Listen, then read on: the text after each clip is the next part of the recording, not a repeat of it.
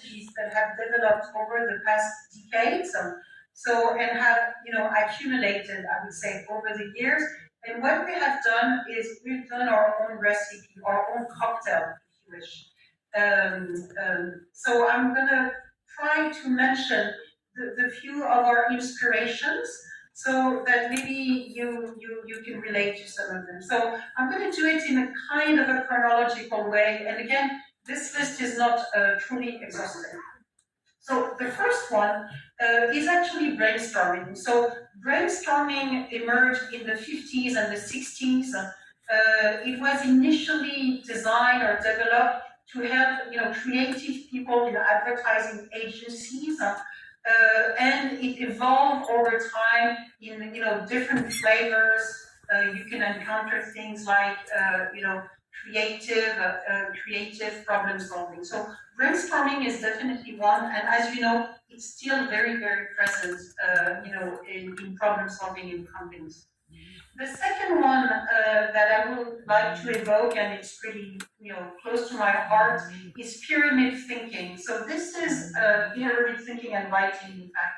So this is a book by Barbara Minto that was published in the 70s, and it was really about helping consultants. She was a consultant from McKinsey, solve problems and also communicate their answers, in another part of the book. So this is also an inspiration for us. Then from the 60s and up to now, emerged design thinking. So again, design thinking initially was actually developed to help designers do their job better, and then it moved into the more business-oriented world through a company called IDEO, and until today it is very present, especially in teams that are in charge of innovation in companies. Then we could mention Scrum. Scrum emerged in Japan in the 80s, and it basically was a help to rethink new product development, and it later evolved in what we could call agile software development today. We could also mention, action learning and coaching and learn from each other, as a team. Even lean manufacturing, coming from the Toyota production system, could be considered as an inspiration for us. And more recently, a book by Eric Ries called Lean Startup. In this particular book, Eric Ries, who is a serial entrepreneur, he would actually, try to propose to startups, would-be entrepreneurs, a process so that they would be more successful in their, entrepreneurial endeavors. So that's another one. And even last but not least, very recently, the book by our IIC colleagues, Practice, which actually addresses this problem of problem solving. So we've been inspired with all of this, and again, we have, done our own cocktail to find a way to be very adaptable and to customize, our approach. So what I'd like to hear from you is possible, in the Q&A part of, our webinar, is, which ones of these particular, methodologies and frameworks you've actually used in the business world, because I'm sure that you have heard about some of them, maybe you've read about some of them. I'd like to hear about which ones you've actually used, on real problems in the real world. So I'm going to give you a few moments to do that in the Q&A.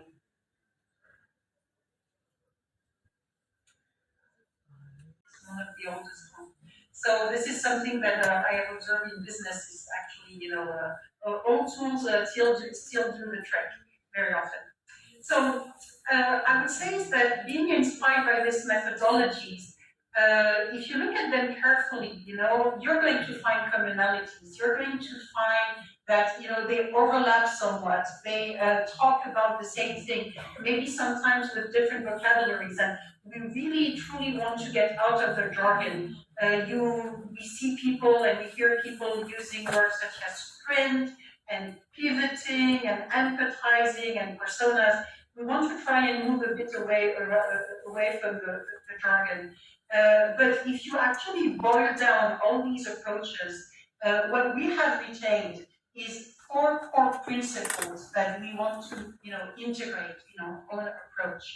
a group of people or this person. So, and I think it makes a lot of sense because if you think of companies, for profit or non-for-profit organization, they are here to deliver something useful for humans. And I think it also grabs a very good trend. We see today in business that a lot of companies are re-interrogating themselves on, what are the basic human needs actually they're trying to fulfill by being there.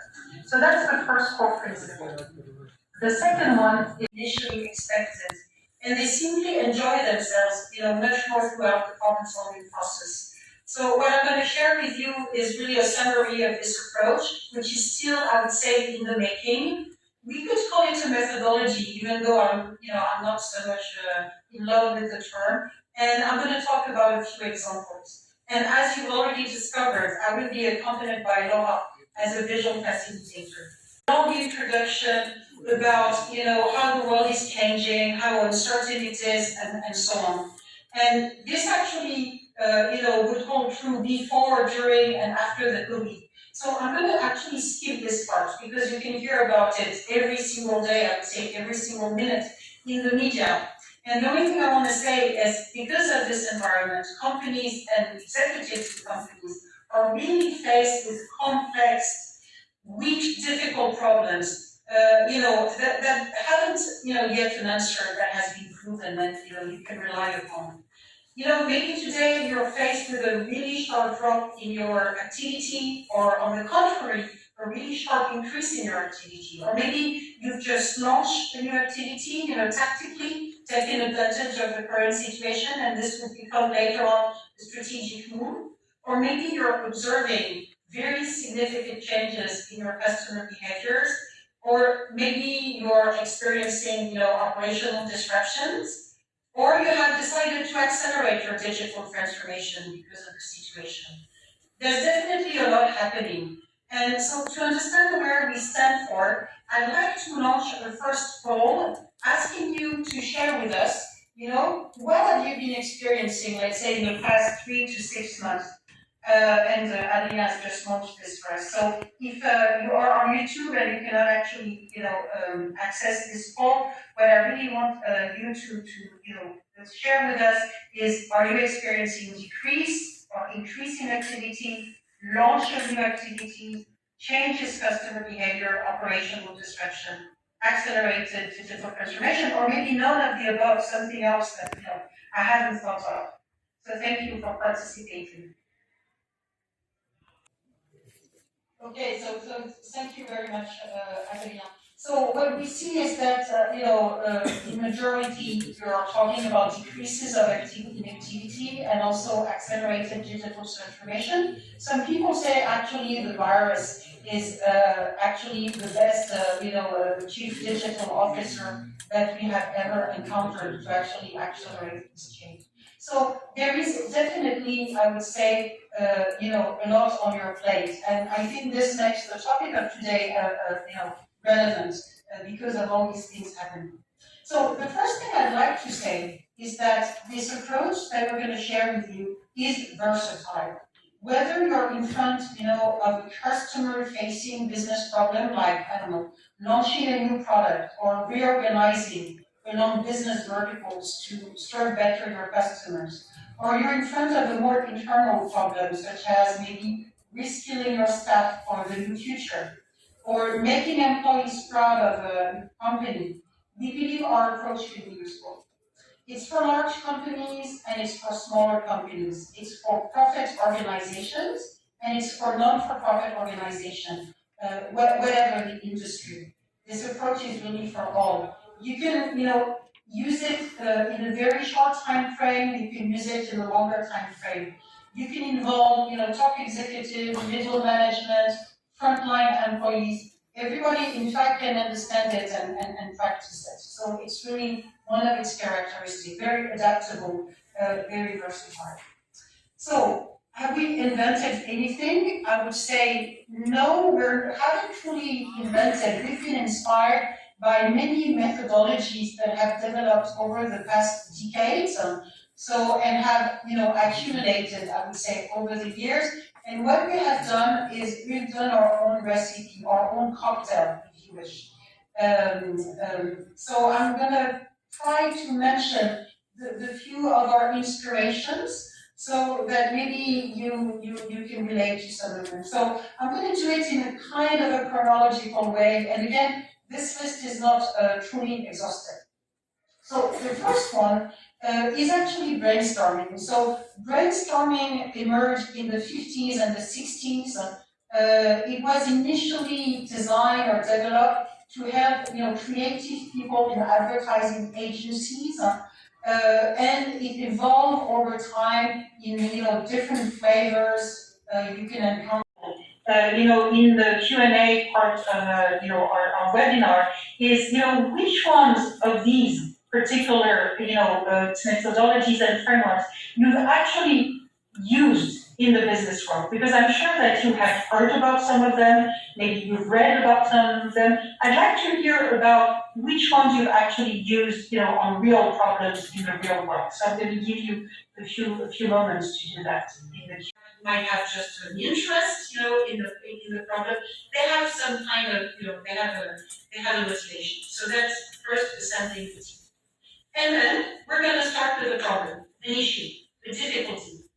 And this issue is going to be worded in a certain way. It can be worded by the team itself, or it can be worded by the boss, okay? Or by the person who asked the team to work on the project. And we know from experience that actually these problems are very often not very well enunciated and in a way ill-defined. So we're not going to take for granted that this is the right problem and it's said in the right way. So the first thing we're going to do is we're going to explore around that problem. We're going to go in a way for request, always with the user in mind. So of course we're going to empathize with the user, which means basically talking to them or looking at them. But we're going to do more than this, okay? We're going to really explore around the problem. We're going to spend time. And we're going to do a lot of it.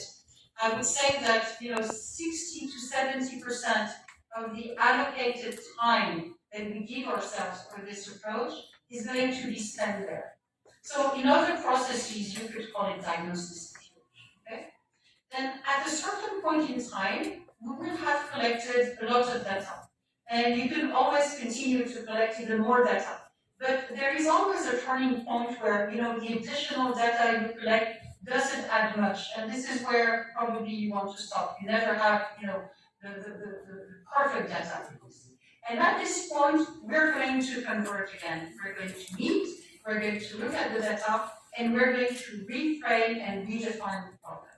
This is a convergence moment, typically, and it's a very delicate moment, because it's both an exercise in business, you need to use your business sense, and I would say it's an exercise in psychology, because depending on the psychology of the team, you can actually phrase a problem in a very proactive way, or growth with a growth mindset. But you can also phrase a problem in a defensive mindset. So there's not one answer to reframing the problem. We're going to reframe the problem. And once we've done this, and we have a better defined and better, enunciated problem at hand, then we can start on a new exploration. And this new exploration is about answers. We're going to look for answers to our problem. In other words, in short, we're going to brainstorm. And this, as you know, takes less time than investigating the problem itself. So it's going to be a bit of a shorter moment. We're going to explore for answers. And here, what we've done is we have selected the brainstorming technique, just one, okay, which basically captures everything we know about brainstorming that works and that doesn't work. Okay, because there are decades, as we just seen, of experience on that. So just one that basically makes sure that we, benefit from everyone's point of view, and that we stretch the team so that they go beyond the usual 1 or 2, 3 ideas that we have in any brainstorming session. So we're going to explore for answers, and we're going to end up with a pile of answers. And here comes again, the convergence moment where we're going to have to select some of these answers. Maybe 1, maybe 2 or 3, but a limited number. And here we're going to select maybe not necessarily on the usual criteria that we use in business, but always with our user in mind and also with our next step in mind, which is a step of testing. So we have our ideas, and immediately after, we're going to go to our next phase, which is prototyping, and I would say fast prototyping. So here, we are going to spend, different amounts of time depending on the needs we have and on the time we have. We can do a prototype in 1 hour. We can do a prototype in 1 day. We can do a prototype in 1 week. Okay, we can do a prototype that looks like our answer. We can do a prototype that feels like our answer, or a prototype that works like our answer, depending on the situation, whether it's a product, a service, a process, or whatever. So we're going to do a prototype, and then we're going to go back to our user. We're going to interact with the user in a certain way with this prototype. We're going to learn from this interaction, and we're going to potentially refine the answer or validate it. And maybe we're going to find out that we got the wrong problem and go back to the problem definition. So this is basically what we're doing. And the iteration at the end of the process, can be 1, 2, 3, 4. We can refine as much as we want. And at a certain point of time, we need to finish and we need to come up with one answer. So you have probably noticed that I've been using the word answer rather than solution, because we really believe that business problems